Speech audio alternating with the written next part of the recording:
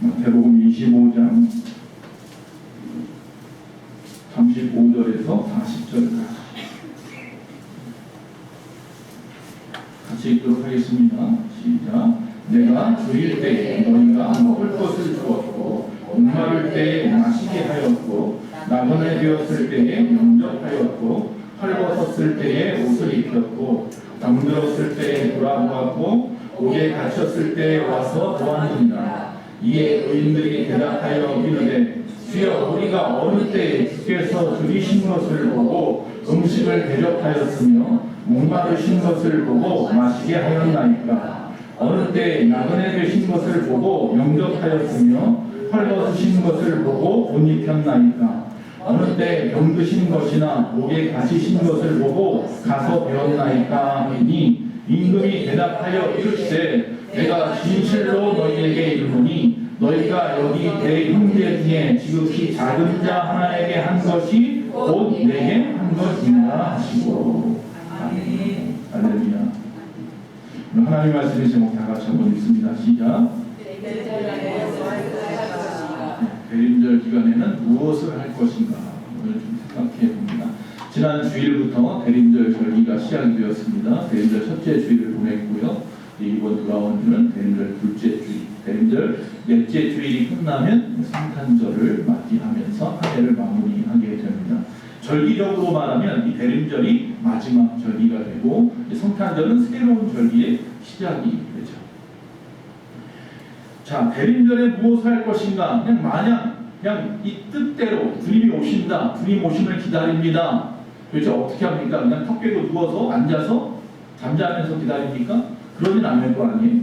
그럼 이 한 달 동안 어떤 마음으로 보내야 되는지를 좀 생각해 보려고 하는데 하나님 말씀에 주님이 직접 우리에게 가르쳐 주신 바가 있어요.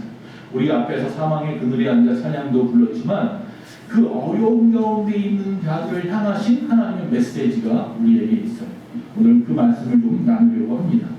자, 2000년 전에 예수님께서 유대 땅에 오시기 전, 마국간에서 태어나시기 전에 유대 땅의 형편은 어땠을까요? 한번 생각해 보셨습니까? 그 당시의 형편은 말할 수 없이 어려웠어요. 왜 그랬을까요? 로마의 억압이 있었어요. 로마 식민지였던 거죠. 일제강점기를 보낸 나라는 그 부분에 대해서 너무나 잘 알아요. 남의 일 같지가 않아요.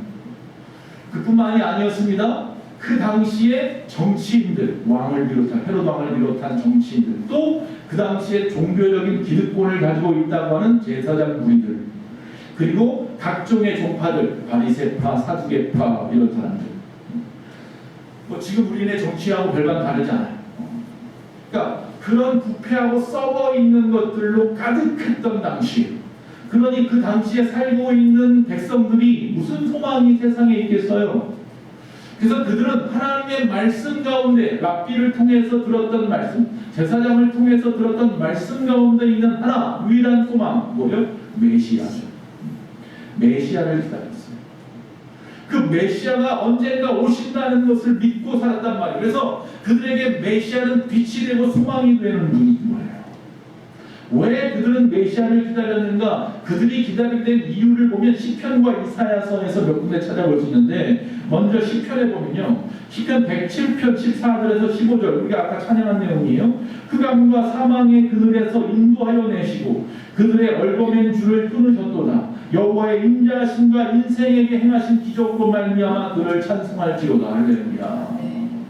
흑암과 사망의 그늘에서 우리를 건져내고 그들의 얼거맨 줄, 아까 말한 정치인이든지 또한 로마 사람이든지 종교인이든지 그들의 얼거맨 줄을 끊으실 분이 우리 가운데 오신대요. 그게 메시아예요. 이사야서에서도 말합니다. 이사야 9장 2절에도 흑암에 행하던 백성이 큰 빛을 보고 사망의 그늘진 땅에 거주하던 자에게 빛이 비치도다. 할렐루야. 그 소망의 빛이 누구라고요? 메시아. 그가 바로 누구예요? 예수님이었던 거죠. 물론 그 당시에 많은 사람들이 예수님을 메시아라고 믿지 않았어요. 설마 메시아가 마국간에서 태어날까? 설마 메시아가 저 나사렛 가난한 동네 사람일까? 설마 메시아가 그 가난한 동네의 목수이라고 있는 요셉의 집안에서 태어날까? 그들은 믿을 수가 없었어요. 왕으로 오시니까 뭐 헤롯 집안에서 태어나든지 말이에요. 대제사장 가야바의 집에서 태어나든지 말이에요. 뭐 그럴 뭐 아니면 하다못해 선지자든지 말이죠. 테레비관처럼 예수님보다 6개월 먼저 태어난 테레비관처럼 그것도 아니고 목수일하네. 30살 될 때까지 아버지 도와서 나사렛 가장 가난한 동네에서 목수일 하면서 이름도 없이 빛도 없이 그렇게 보내고 있어요. 그러니까 메시아가 우리가 잘 알다시피 베들레헴 말구이에서 태어날 때만 해도 헤롯 왕도 잡아 죽이려고 하고 금방 박사는 그에 가서 경배하고 목자들에게 천사가 나타나서 메시아가 오셨다고 이야기하고 막 소란스러웠잖아요. 온 동네가 소란스러웠는데 잠시 잠깐 헤롯이 죽여버리겠다라고 하니까 예수님이 하나님이 천사를 보내셔서 그들을 옮겼는데 어디로 옮겼어요? 애굽으로 옮겼어요. 그래서 애굽으로 한 1년여 기간 옮겨져 있어요. 헤롯 왕이 죽을 때까지. 그리고 나서 헤롯 왕이 죽고 난 다음에 조용히 어디로 와요? 베들레헴으로 왔어요? 아니요. 그들의 아버지, 물론 육신의 아버지, 그 육신의 아버지는 사실 예수님하고는 아무런 피도 섞이지 않았지만 그 아버지가 살던 어디에? 나사렛에 가서 살게 된 거죠. 그러니까 잠잠해져 버린 거예요. 메시아에 대한 이야기가 쏙 들어가 버렸어요. 자, 그들이 그렇게 기다렸던 그 메시아 6절 7절 말씀에 보면 이사야서 이렇게 말합니다. 이는 한 아기가 우리에게서 낳고 한 아들을 우리에게 주신 바 되었는데 그의 어깨에는 정사를 메었고 그의 이름은 기묘자라 모사라 전능하신 하나님이라 영존하시는 아버지라 평강의 왕이라 할 것임이라. 그 정사와 평강의 더함이 무궁하며 또 다윗의 왕자와 그의 나라에 군림하여 그 나라를 굳게 세우고 지금 이후로 영원히 정의와 공의로 그것을 보존하실 것이라. 만군의 여호와의 열심히 이루시리라. 아멘. 그분의 열심히 예수님의 이 땅에서 이루어질 것을 이루시리라. 아멘. 이 말씀을 읽으면 막 웅장해지고 가슴 떨리는 거죠. 그분이 2000년 전에 이렇게 이미 2000년 전이 아니라 그보다 1000년 전에 이미 많은 선지자를 통해서 오실 것을 약속했고 그 선지자가 말했던 그 메시아를 기다리던 자들이 사실 지칠 대로 지쳐 있었던 아무런 희망도 없는 어둠의 그림자 앞에서 뭐라고요? 사망의 그늘이 가득해 있는 그때야 비로소 오셨단 말이에요. 그런데 이제 그 주님이 이 땅에 다시 오신답니다. 2000년 전처럼 사망과 그늘, 이 사망의 그늘이 가득한, 어둠의 그늘이 가득한 이 땅에 다시 오신답니다. 지금이 바로 그때나 별반 다르지. 근데 그 오시는 그 주님을 뭐라고 말씀하냐면 마태복음이나 여기 보면 예수님의 탄생에 대한 부분에 보면 하늘에는 뭐라고요? 영광, 이 땅에는 평화라. 네. 하나님이 영광을 이루시기 위해 이 땅에 오셨는데 이 땅에 무엇을 주러 왔어요? 평안을 주러 왔다. 내가 너희에게 평안을 주노라. 하나님과 우리 사이에 불목했던 것들을 화목케 하리라. 그 사건을 무엇인지 그들은 알지 못했지만 그가 33살이 되었을 때에 십자가의 죽으심으로 알았습니다. 그 십자가가 바로 하나님과 우리 사이를 그 갈라놓았던 어둠과 구렁텅이, 죄의 구렁텅이에 다리가 됩니다. 그러니 그를 밟고만이 주님께 갈 수 있다. 내가 곧 길이요 진리요 생명이니 나로 말미암지 않고는 아버지께 올 자가 단 한 명도 없더라. 자, 이제 2000년이 지난 지금 주님을 기다리는 이 모습은 그 2000년 전 예루살렘 땅에서 주님을 기다리던 모습하고 다르지 않고 그때도 마찬가지로 주님이 오신다고 이야기한 지가 1000년이 지나고 2000년이 지나도 오지 않았는데 지금도 주님이 오시겠다고 이미 약속했던 것이 2000년이 지난 지금인데도 아직 오지 않으니 많은 사람이 실망하거나 잊어버리고 완전히 거기서 벗어나서 세상 사람처럼 살아가는 많은 사람들의 모습이 그때나 지금이나 똑같아서 주님이 지금 당장 오신다고 하면 어떻게 할 건지. 그런데 중요한 건 뭐냐면 2000년 전에 주님은 구원자로 오셨어요. 나를 믿으면 구원받으리라. 2000년 후에 지금 오실 주님은 심판주로 오신다는 사실이고 그를 믿지 않는 자는 이제 정령 이제는 방법이 없어. 저 지옥의 그 유황불 가운데 살 거예요. 영벌 받으며 사는 거예요. 자, 우리가 지금 마태복음 25장을 봤어요. 24장 말씀은 저번 주일날 말씀 가운데 이야기했죠. 말세의 징조에 대해서 나와요. 어떤 일들이 일어날 것이다 라고. 그리고 이 25장 오늘 말씀 속에서는 그 말세 때 우리 믿음의 사람이 어떻게 살아야 되는지 나와 있어요. 그래서 비유의 말씀 두 가지를 들었죠. 그중에 하나 저번 주일에 했어요. 뭐예요? 슬기로운 5처녀에 대한 일, 등불을 준비해라. 또 하나는 달란트 비유, 충성된 종이 되어라. 이게 마지막 때 우리가 살아가야 하는 방법이에요. 성령 충만하게 지혜롭게 살아야 하고 하나님 말씀대로 순종하고 충성하며 살아야 합니다. 아멘. 마지막을 살아가는 사람의 모습이요. 게으르거나 낙태하지 마십시오. 아멘. 어리석은 자 같이 살지 마십시오. 아멘. 몇천 년 살 것처럼 몇백 년 살 것처럼 살지 마십시오. 아멘. 지금 언제 오실지 모르니 항상 깨어 있어야 돼요. 아멘. 자, 31절, 34절에 이런 말씀이 있습니다. 그 두 가지 비유의 말씀을 하고 난 다음에 31절, 34절에 인자가 자기 영광으로 모든 천사와 함께 올 때에 2000년 후가 지난 지금 이제 어느 순간인지 알 수 없지만 그날은 오직 하나님만 하시니 그날이 올 때에 모든 천사와 함께 온답니다. 세상에 천사가 얼마나 많을까. 그 모든 천사를 다 거느리고 오신답니다. 자기 영광의 보좌에 앉는답니다. 그리고 나서 모든 민족을 그 앞에 모읍니다. 각각 구분하기를 목자가 양과 염소를 구분하는 것 같이 한답니다. 마지막에 모든 사람들을 모든 양이나 염소는요 다 같이 푸른 초장에 펼쳐놔요. 그랬다 저녁이 되면 그들을 불러서 그들을 갈라놓아요. 양은 양대로 염소는 염소대로. 그와 마찬가지로 그 마지막 때 그렇게 하신다는 거예요. 그래서 양은 그 오른편에, 염소는 왼편에 두리라. 그때 임금이 그 오른편에 있는 자들에게 이르시되 내 아버지께 복받을 자들이여 나와 창세로부터 너희를 위하여 예비된 나라를 상속받으라. 아멘. 제가 왼손잡이에요. 이 말씀을 읽을 때마다 찜찜해요. 염소는 왼편에 두고 양은 오른편에 둔다. 이스라엘하고 우리가 같은 게 많아요. 풍습도 많고요. 말하는 것도 다 같은데 뭐라고 했어요? 그들은 바른 손이라는 말이 있어요. 우처럼. 이게 어느 손이냐면 오른손이에요. 그런 의미에서 예를 드는 거예요. 그들이 알아듣기 쉽게 하기 위해서. 그래서 오른편이지 굳이 꼭 오른편으로 이렇게 알아듣기 좋게 하기 위해서 하신 말씀일 뿐이에요. 자, 이 오른편에 있는 양들은 누구입니까? 저와 여러분 되기를 바랍니다. 아멘. 왜 양과 염소로 구별하느냐면 양과 염소의 특징은 뭐냐면 양은 순종하고 겸손하며 그 목자를 알아본다는 거예요. 아멘. 즉 우리예요. 우리 주님을 알아보는 자들, 그의 말씀에 순종하며 그와 같은 겸손함으로 사랑하며 살아가는 자들이 양이기 때문이에요. 그래서 우리를 양으로 구별한다라고 표현하는 것뿐이에요.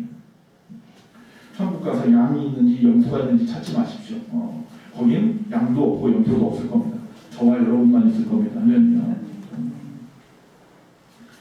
자, 그런데 이 오른편에 있는 이 양들은 구체적으로 어떻게 행하였는지에 대한 이야기, 행동의 말씀에 대한 이야기가 나오는데 35절, 36절에 내가 줄일 때에 너희가 먹을 것을 주었고 목마를 때에 마시게 하였고 나그네 되었을 때에 영접하였고 헐벗었을 때에 옷을 입혔고 병들었을 때에 돌보았고 옥에 갇혔을 때에 와서 보았느니라. 자, 오른편에 있는 양과 같은 저와 여러분은 이때에 어떻다고요? 이해가 좀 안 되지 않습니까? 내가라고 하는 것을 보니까 내가는 주님이에요. 예수님께서 주실 때 우리가 먹을 것을 주었답니다. 그분이 목말랐을 때 마실 것을 주었답니다. 그가 나그네 되었을 때 영접하였고 헐벗었을 때 옷을 입혔고 병들었을 때 돌보았고 옥에 갇혔을 때에 가서 보았다라고 말합니다. 그런 적 있으십니까? 자, 이 모든 일은 앞서서 말한 시편과 그 이사야서의 예언처럼 흑암과 사망의 그늘에 앉아서 죽어가는 자들을 말하는 것이고 또한 절망과 굶주림에 갇힌 자들을 말하는 것이고 고통의 멍에에 매여서 울고 있는 자들을 말하는 것입니다. 즉 이런 사람들을 위하여 주님이 이 땅에 2000년 전에 오셨어요. 그리고 그분이 이 땅에서 친히 지금 당신이 말씀하고 있는 것처럼 하셨어요. 그들을 향하여서. 그러니 2000년 후에 주님이 오실 때까지 그 사이 어간에 살고 있는 저와 여러분은 예수님처럼 살아야 되는데 예수님이 이 땅에서 그렇게 하신 것처럼 너희도 그렇게 하라라고 명령하고 있다는 사실이에요. 그렇게 하고 싶습니까? 저부터 시작해서 그렇게 하고 있냐고 묻는다면 우물쭈물할 겁니다. 인자는 우리 주님은 모든 천사와 함께 영광 가운데 다시 오셔서 영광의 보좌에 앉을 것이다. 분명히 오늘 말씀 가운데 말씀하셨단 말이에요. 그때 양과 염소를 구분하듯이 우리를 보았다고요? 나누신다고 분명히 말씀하셨고, 중요한 것은 그런데 그 오른쪽에 있는 양들에게 말씀합니다. 너희는 하나님의 나라에 들어갈 것이니라. 어떤 사람들이 하나님의 나라에 들어가느냐? 다시 말씀드립니다. 내가 배고플 때에 내게 먹을 것을 준 자, 내가 목마랐을 때에 나에게 물을 마시게 한 자, 내가 나그네로 있을 때에 나를 초대하여 준 자, 내가 헐벗었을 때에 내게 옷을 입혀주고, 내가 아플 때에 나를 돌아보고, 내가 감옥에 있을 때 나를 찾아와 준 자들, 그 사람들이 오른편에 있는 양이고 그들이 하나님의 나라에 들어갈 것이다. 이게 뭐예요? 말세 때 우리가 해야 할 모습이에요. 바로 이 대림절에 우리의 삶의 모습의 형편이 이래야 되는 거예요. 어떻게 이 한 달을 보내야지? 이 대림절을 어떻게 그냥 기다리기만 하나 마냥 아무 생각 안 하고, 그게 아니라 주님이 분명하게 이야기했잖아요. 지혜롭게 행하며 충성할 것이며 양처럼 이렇게 행하는 자들을 내가 양이라 칭하고 오른편에 두어서 그들은 너희를 하나님의 나라로 들어가게 할 것이다. 약속했다는 말이죠. 이 25장 다음에 26장에 가서 예수님이 어떻게 돼요? 마가다락방 사건 이후에 겟세마네에서 기도하다가 잡혀가셔요. 그러니까 잡히시기 마지막 부분에 바로 오늘 이 말씀을 하고 있는 거예요. 종려주일이 지나고 예루살렘 입성하시고 고난기간 일주일이 있으면 부활주일이 오죠. 그 고난기간 이 일주일여간에 이 말씀이 한 수요일쯤에 이 말씀이 있는 거예요. 그리고 나서 목요일날 마가다락방에서 세례를 베푸시고 그들과 성찬을 나누시고, 세금례를 행하시고 성찬을 나누시고 그들 가운데 가로지다가 자신을 갖다가 팔 것에 대해서 말씀하셨고, 그리고 나서 그들과 함께 몇 사람들, 즉 타이 말하면 항상 데리고 다니는 자들, 누구예요? 요한과 야고보와 베드로 데리고 겟세마네, 항상 이 예루살렘에 올 때마다 머물러서 기도하던 그 기도 장소에 가서 기도하시다가 그곳에서 즉 제사장의 무리들, 그 종들에게 잡혀가게 되는 거죠. 유대인 분들에게. 자, 이 아주 급박한 상황 속에서 꼭 하는 말은, 우리가 마지막에 죽기 직전이라는 걸 내가 감지했으면 내 자녀들에게, 내 주변 사람들한테 꼭 필요한 말을 하겠죠. 쓸데없는 이야기 안 할 거예요.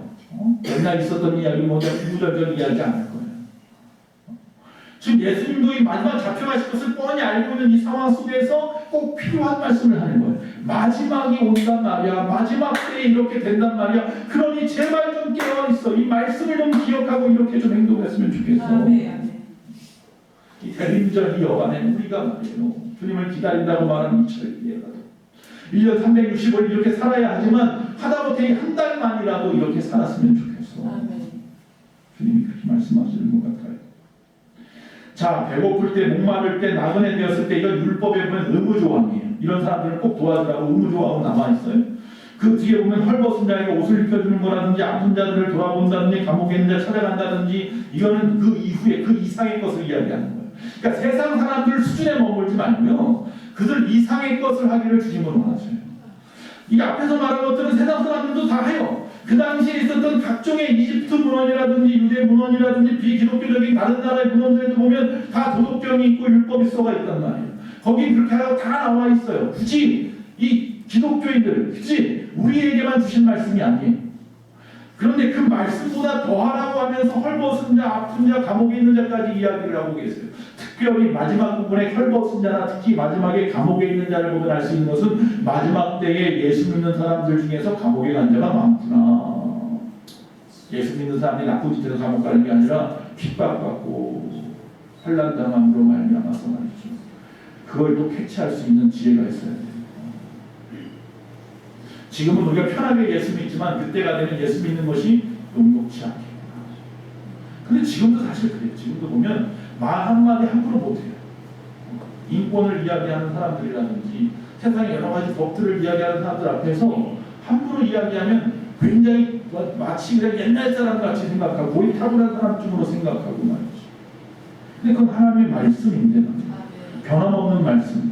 주님 오시는 그날까지 1.1획도 변하지 않는 말씀. 이단처럼 더하거나 빼니까 문제지. 이 비유의 핵심은 뭐냐? 너희들도 그들처럼 좋은 일 많이 해라. 그러면 구원받겠다? 아니요. 구원은 선함으로 받는 게 아닙니다. 아멘. 착한 일 한다고 해서 구원받을 것 같으면 여러분보다 세상에 있는 사람들 중에 구원받은 사람이 더 많을 거예요. 죄송합니다. 제가 단정지었네요. 단정지은 않습니다.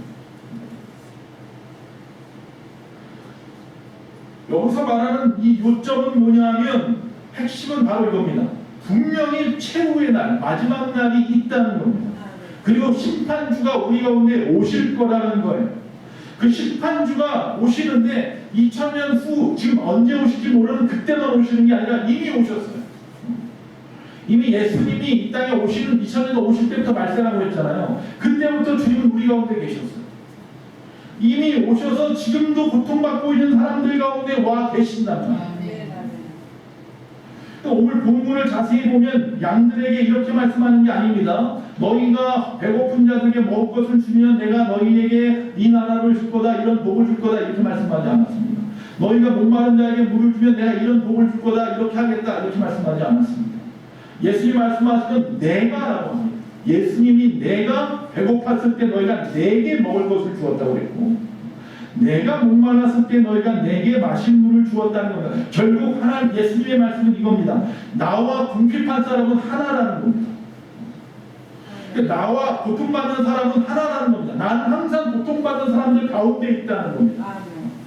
나는 항상 인간 이하의 삶을 취급받는 그 사람들과 함께하고 싶어 한다는 겁니다.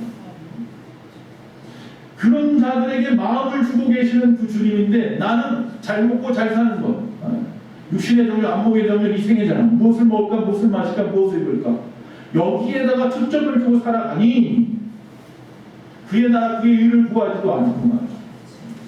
주의 영광을 위한 삶도 아닌, 말은 예수 믿는다고 하고 교회에서 집사님, 권사님 칭함을 받는데 세상 사람들과 별반 다르지 않고, 아니 그들만도 못하는 모습으로 살아간다면 어떻게 하겠느냐.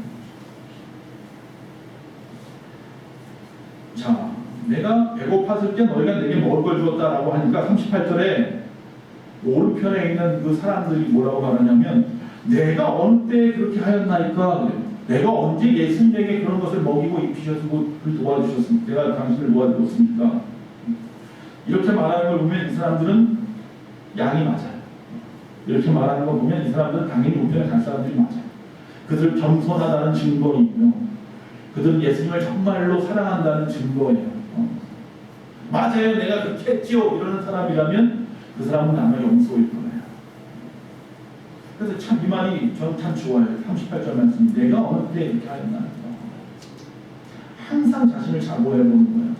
겸손히 자신을 들어보는 거예요. 내가 주를 위해서 무엇을 할까? 무엇을 할 텐가? 예수님은 지금 어디 계십니까? 주님은 성경의 말씀에 보면 예배하는 자들 가운데 있다고 하셨습니다. 예수님은 어디 계시냐고 하면 두세 사람이 내 이름으로 함께 모이는 그곳에 있겠다고 말씀하셨습니다. 예수님은 어디 있겠냐고 하면 하나님의 말씀이 선포되는 곳에 있겠다고 합니다. 바로 여기 계십니다. 예배하는 자들 가운데 계십니다.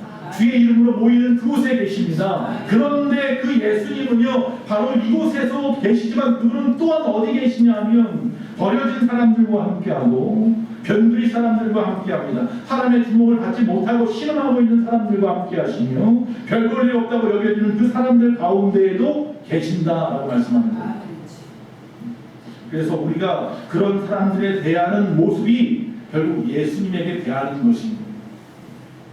그러니까 내가 예수님과 함께한다, 임마누엘 하나님이 나와 함께하신다라고 고백하는 사람들은 이 말씀이 하나도 허투루 듣지 않아요. 항상 내 마음에 쓰라리고 아픔으로 받아들여져요. 고통받는 사람들 가운데에서 주님이 우리를 만나실 것입니다. 예수님은 우리의 최후의 날에 재판장이신 그분은 고통받는 우리의 이웃들 가운데 숨어 계실 겁니다. 그분을 찾으려면 그곳으로 가셔야 합니다. 그분의 마음으로 그들을 찾아가야 합니다. 예수님의 눈으로 그들을 바라봐야 합니다. 예수님처럼 그들의 손을 잡아줘야 하는 것이죠. 자, 그들은 가난해서 육신적인 아픔 때문에 힘들어하는 자들일 수도 있지만 또 하나는 생명을 잃은 자들입니다. 하나님의 생명이 없는 자들입니다. 그들의 손을 잡아줘야 합니다. 그들에게도 예수의 생명을 전해야 하는 이 대림절에 해야 할 또 하나의 모습이 그것입니다. 그러므로 배고픈 사람을 먹이는 그 단순한 행동 가운데에 사실은 최후의 심판의 드라마가 펼쳐지는 거예요. 목마른 사람에게 물을 마시게 하는 그 순간에 최후의 그 놀라운 역사들의 그 드라마들이 우리 가운데 펼쳐지는 거예요. 병든 사람을 돌아보는 그 단순한 행동 가운데 최후 심판의 드라마가 우리 가운데 전개되어집니다. 그러니까 천국을 멀리 찾지 마세요. 그 가운데 있어요. 그들과 함께하는 그곳이 천국입니다. 왜? 주님이 계신 곳이 어디나 천국입니다. 주님이 그곳에 계시겠다고 하니 그들에게 행하는 것이 나에게 행하는 것이라 말씀하시는 말이죠. 그래서 이 대림절은 그런 마음으로 보내는 거예요. 마틴 루터가 1517년 종교개혁을 할 수 있었던 이유 중에 하나는 주변에 많은 사람들이 도와주었어요. 그 중에 보면 권력가도 있었어요. 작센의 선제후라고 하는 프리드리 3세가 있었어요. 이 선제후라는 건 뭐냐면 그 당시 신성 로마 제국 때에 황제가 될 수 있는 권한이 있는 사람이에요. 그러니까 왕들 중에서 그 지역의 왕들 중에서 투표권이 있어요. 선거를 할 수 있는 피선거권이 있어요. 그래서 그 중에서 뽑히면 왕이 되는 거예요. 황제가 되는 거예요. 근데 안 됐어요, 이 사람.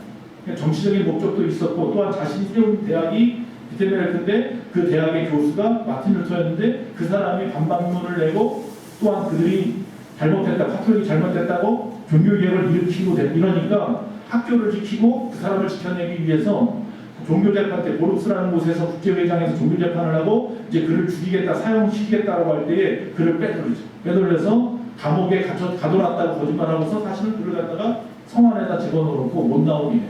거기서 그가 독일어로 성경을 썼어요. 그래서 성경이 드디어 모든 사람들, 즉 그 당시에 소위 말하는 종교 지도자들만 알고 있는 그들만의 성경. 그래서 그들이 무조건 면죄부 그러면은 성경에 있나 보다 하고 그냥 받아들였던 거예요. 그 성경이 모든 사람의 손에게 들어갔어요. 놀라운 일을 한 거죠. 이 프리드리 3세가 그를 도와주지 않았으면 아마 그 전에 종교개혁을 다 일으키기도 전에 잡혀가서 죽었던지 그랬을 거예요. 맞습니다. 근데 이 프리드리 3세가 죽어간다는 이야기를 들었어요. 죽기 직전이라는 이야기를 들어서 그를 급하게 찾아갑니다. 그리고 이렇게 그를 위로합니다. 자, 지금까지 하신 말씀, 마태복음 25장의 말씀을 다 이해하고 있는 마틴 루터가 이 죽어간다고 하는 중병 들어있는 그 프리드리 3세 그 친구 같은 그 왕에게 찾아가서 선제후에게 찾아가서 뭐라고 그에게 위로하느냐면 당신이 병들었을 때에 나는 동시에 그리스도께서도 당신 안에서 병들었다는 것을 알게 되었습니다. 그래서 나는 당신의 몸에서 나를 향해서 마틴 루터를 향해서 나는 병들었어 라고 외치는 그리스도의 목소리를 듣게 되었습니다. 나는 그래서 그 목소리를 못 들은 척을 할 수가 없어서 내가 당신을 위해서 기도하는 것이고 당신이 나음을 입기 위해를 소망합니다 라고 말합니다. 우리가 교회 안에서 병든 자를 찾아가서 기도하고 여러 가지 어려움을 당하는 자들을 위해서 기도하는 이 기도는 그 안에 계신 주님도 병들고 그 안에 계신 주님도 아파한다는 사실을 깨달으면 그를 위해서 기도 안 할 수 없고 그를 위하여 눈물을 안 흘릴 수 없다. 그 마음을 사야 되는 거예요. 그게 예수님이 마지막 때 우리에게 말씀하시는 거고 그분이 친히 이 땅에서 그렇게 살아오셨고 그 증거가 바로 십자가예요. 말씀이 많습니다. 여러분 대림절에 무엇을 하시겠습니까? 우리 교단에 어느 여자 목사님이 계신데 그 목사님이 요새 뭐 교회를 옮기시고 하면 바쁘신데 이분이 교회가 막 부흥하고 성장할 수 있었던 계기가 뭐냐면 무료 급식이었어요. 성남에서 아주 정말로 조그만 허름한 그 상가에 1층을 얻어가지고 거기다가 교회를 허름하게 우리 한 반쯤 돼요. 가보니까 예전에 지금은 뭐 커져 2,000평이나 되지만 그 허름한 그 교회에 여자 목사님이 그 동네 모든 노인분들 지금도 마찬가지 성남에 가면요 이렇게 막 엉덩이 엄청 많아요. 성남 가면 거기 그 동네에 사는 성남도 그냥 그 분당 쪽 이쪽만 생각하시는데 그렇지 않아요. 거기 있는 노인분들을 다 모아서 무료 급식을 하는 거예요. 그러다가 어떤 분이 마지막 돌아가시기 전에 임종 직전에 혼자 독거노인이 자신의 전 재산을 갖다 기부했어요. 교회에다. 교회가 세워지고 그분이 또 이제 엄청난 일을 합니다. 나눠주는 일을 합니다. 그리고 나서 이제 다시 이제 교회를 다른 곳으로 옮겨가서 이제 짓고 계시는데 그분이 월요일날 제가 만났는데 그런 이야기를 하시는 거예요. 이번에 또 교회를 지으면서 무료 급식을 당연히 하는데 무료 급식을 하다 보니까 두 가지 딜레마에 빠진다는 거예요. 하나는 뭐냐면 이 사람들이 당연하게 여기는 거예요. 교회 와서 당연히 먹는 것이 당연히 감사함이 없잖아요. 자주 와서 먹으니까 감사를 할 마음이 없는 거예요. 교회도 안 나와. 먹는 시간만 나와. 그리고서 뭐 반찬이 이러니 뭐 어떻느냐 하고 막 자기들끼리 싸우고 막 나를 치고 막 그런 분들이 계시는 거예요. 너무 힘든 거예요. 교회가. 그래도 해야겠지 하고 이제 무료급식을 하기로 하는 거고 또 하나 한다는 게 있어요. 저한테 아이들하고 저한테 자꾸 시키는데 이게 그걸 볼 때가 아주 없어서 빨래방을 한다는 거예요. 빨래방. 그러니까 이 세탁소에 있는 큰 그 빨래 하는 거 있잖아요. 기계를 세탁기를 큰 걸 놓고 건조기하고 하나씩 놓는 그게 700만 원이라고 해요. 건조기하고 두 개가. 그걸 하나 대형으로 갖다 놓고 그리고 나서 노인들 옷을 빨아준다는 거예요. 이게 무료급식이 오는데 냄새가 굉장히 많이 나는 거예요. 이분들이. 근데 이분들의 집에 물이 안 나오는 것도 아니고 세제가 없는 것도 아닌데 왜 빨래를 안 하고 입을까 생각했더니 손목에 힘이 없어요. 연세 드신 분이 손목에 힘이 없으니까 빨래를 못 하신대요. 또 기계를 잘 못 다루시니까 손으로 빨래하시고 대충 이렇게 덜어놓는데 이 연세가 많으니까 못해. 여름에 괜찮아. 근데 겨울이 되면 옷이 무거워지니까 못하더라는 거예요. 그래서 생각나는 게 하나님 주신 지혜가 빨래를 하자. 그래, 빨래를 걸어가지고 돌아다니면서 그들 집에 다니면서 빨래 주세요 가져와서 잘 해가지고 포장에 갖다 드리는 일을 하자. 그 생각을 하니까 너무 뜨거워서 마음이 들어가지고 빨리 교회를 다 지었으면 좋겠고 빨리 그 일을 하고 싶어서 만달이 나셨다고 나한테 이야기를 하더라고요. 그러니까 그 옆에 있는 또 어떤 분이 어떤 여자 목사님이 또 저한테 이야기를 합니다. 우리 교회는 노래방을 만들었어요. 찬양 노래방. 이 연세 드신 분들이 갈 데가 없으니까 노래교실 많이 간다는 거예요. 노래교실. 노래교실만 가도 감사해. 이상한 데 가가지고 뭐 휴지 하나 주고 뭐 준다 보니까 앉았다가 뭐 의료기 같은 거 그냥 몇백만 원짜리 사오니까 문제지. 제가 부목사 시절에 우리 교회 장로 권사님이 그런 분이 한 분 계셔가지고 난리가 났었어요. 집에 가면 없는 의료기기가 없어. 아들보다 잘해주니까. 미안해서 몇만 원짜리 그 휴지가 몇 번 가져오고서는 100만 원짜리 의료기기 사온다고. 이게 그냥 할머니 할아버지 그랬어요. 그래서 노래방 기기를 갖다가 번지를 하게 노래방에 있는 것 같은 거 갖다 딱 놓고 거기에는 아무런 세상 노래가 하나도 없어요. 전부 다 찬송가하고 복음성가만 있어. 그래서 부스를 하나 만들었어요. 그래 놨더니 줄을 서더래요. 평일날도 줄을 서. 거기서 노래한다. 그래서 아무도 없으면 그냥 문 열어놓고 그냥 쭉 앉아가지고 그냥 10명, 20명씩 하고 혼자일 때 또 혼자 들어가서 울면서 찬송 부르고 막 이러면서 기도하고 이런다. 너무 좋다는 거예요. 그러니까 두 가지를 저걸 하라고 막 그러는 거예요. 빨래방도 해야 되고 노래방도 해야 되고 목사가 세탁소 주인도 돼야 되고 노래방 주인도 돼야 되고 지금 기도하는 거예요. 우리 교회도 그런 거 할 수 있는 많은 여력이 좀 있었으면 좋겠다. 이제 작업도 더 하는 2층에 이제 시작을 했잖아요. 프로그램을 진행을 하고 또 여러 가지 일들을 하니까 오사시에서도 홍보팀에서도 와서 뭐 나눠주라고 뭐 우산도 갖다 주고 뭐예요 인형도 갖다 주고 칫솔 세트도 갖다 주고 막 갖다 줘요. 그런 거 가지고 또 나눌 것이고 이제 나누는 거예요. 나누면 하나님이 채워주시는 역사라고 말해요. 그런 일을 하는데 언제? 이 대림절 시간에 대림절 기간에 초를 갖다 4개를 줍니다. 죄송합니다. 말씀 너무 길겠네요. 첫째는 그러니까 네 번 첫째 주에 하나 키고 둘째 주에 하나, 셋째, 넷째 주까지 키는데 진한 색깔 그 보라 색깔 섞어서 계속 연해지게 켜요. 그리고 마지막 5번째 주일인 성탄절에 하얀 초를 키죠. 빛을 밝히는 거예요. 그래서 첫 번째 주일 감사의 촛불을 켜요. 그러니까 지난주에 켰으면 그게 바로 감사의 촛불이에요. 그건 뭐냐면 올 한 해 하나님이 받은 모든 은혜에 감사하는 마음으로 촛불을 켜는 거예요. 이번 두 번째 주에 또 촛불을 킬 거란 말이에요. 마음으로 키는 겁니다. 그 카톡에서 진짜 키지만 교회에서는 별로 키는 거 못 봤어요. 마음으로 킵니다. 두 번째 초는 참회의 촛불이에요. 그래서 우리가 한 해 동안에 말로만 용서한다고 하면서 마음으로 용서하지 못한 죄부터 시작해서 내 마음을 옹졸한 것부터 시작해서 그런 모든 누군가의 마음에 상처를 준 것까지 다 생각하면서 하나님 앞에 회개하는 것, 내 안에 교만함과 이기적인 것들을 다 내려놓는 시간입니다. 그리고 세 번째 주일에 세 번째 초를 킵니다. 이건 평화의 촛불이에요. 다시 말하면 세계 평화, 나라의 평화, 가정의 평화, 모든 불목하고 반목하는 것들을 다 화목하기 위해서 기도하는 거예요. 지금이야말로 그런 해요. 올해야말로 우크라이나를 위해서 기도하고 저희 팔레스타인을 위해서 기도해야 될 때가 지금. 마지막 네 번째가 희망의 촛불이에요. 한 해가 왜 이리 빠르다. 한숨을 쉬다가 또 새로운 한 해를 생각하면 야, 또 하나님께서 우리에게 무엇을 행하실까 반가우며 가슴 떨리면서 표를 킵니다. 그런 마음으로 이 대림절을 보내요. 한 주 한 주 그런 마음으로 보내시는 저와 여러분이 되시기를 간절히 축원합니다.